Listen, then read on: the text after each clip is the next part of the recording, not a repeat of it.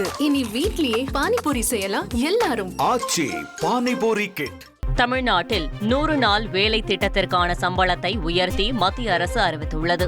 2025 முதல் 26ஆம் நிதியாண்டுக்கான சம்பளம் 336 ரூபாயாக நிர்ணயம் செய்து உத்தரவிடப்பட்டுள்ளது.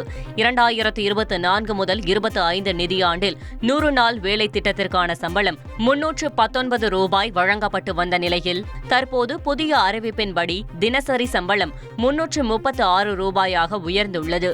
கடந்த நிதியாண்டை விட 17 ரூபாய் சம்பளம் அதிகரிக்கப்பட்டுள்ளது. இந்தியாவின் முதல் பசுமை ஸ்டீல் பார்களை ARS ஸ்டீல் நிறுவனம் அறிமுகம் செய்துள்ளது.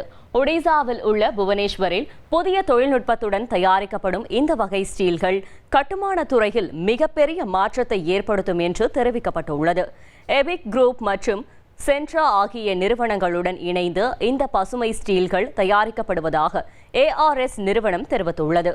உலகம் பசுமையை நோக்கி செல்வதாகவும் அதனால் இந்த வகை ஸ்டீல்கள் சுற்றுச்சூழலுக்கு ஏற்படும் பாதிப்பை குறைக்கும் தன்மை கொண்டதாக உள்ளதாகவும் கூறப்பட்டுள்ளது. இனி வீட்லயே பானிபூரி செய்யலாம் எல்லாரும். ஆச்சி பானிபூரி கிட்.